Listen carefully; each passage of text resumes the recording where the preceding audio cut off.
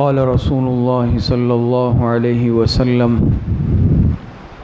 إن الله لا ينظر إلى صوركم وأموالكم ولكن ينظر إلى قلوبكم وأعمالكم۔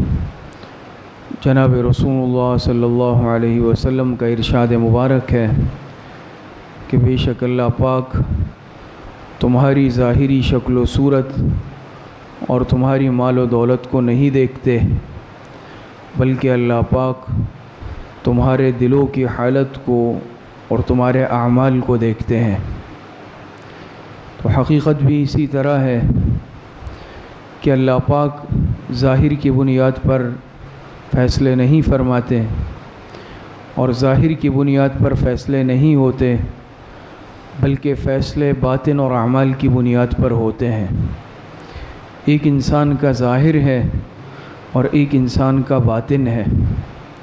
عام طور پر دنیا میں انسان توجہ اپنے ظاہر پر دیتا ہے۔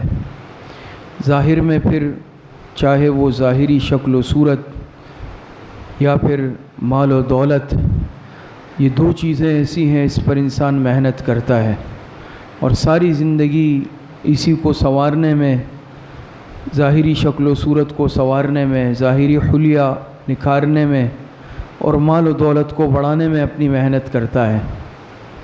اور جو اصل چیز ہے کہ انسان کے دل کا اخلاص، دل کا تقوی اور نیک اعمال، اس کی طرف عام طور پر انسان زیادہ توجہ نہیں دیتا، اس کی طرف سے غافل رہتا ہے۔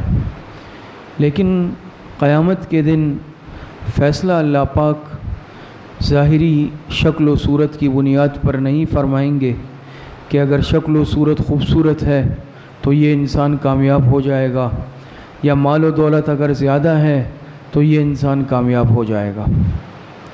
اگر ظاہری شکل و صورت پر فیصلہ کیا جاتا تو حضور علیہ السلام کے چچا ابو لہب ظاہری اعتبار سے بڑے خوبصورت تھے، اسی طرح بعض مشرکین مکہ، لیکن دنیا سے ناکام گئے، ظاہری شکل و صورت کام نہیں آئی۔ مال و دولت کی بنیاد پر فیصلہ ہوتا، قارون دنیا سے ناکام نہیں جاتا۔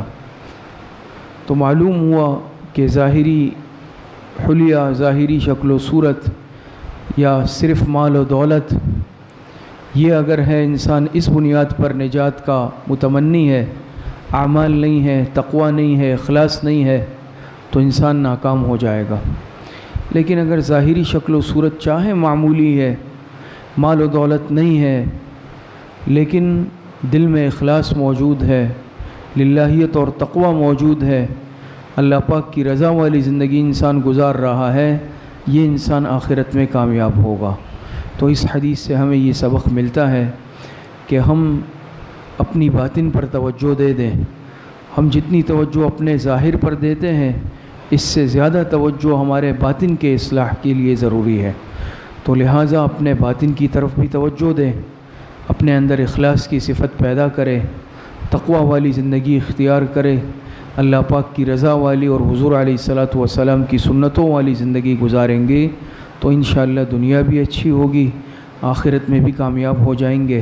اللہ پاک صحیح عمل کی توفیق عطا فرمائے۔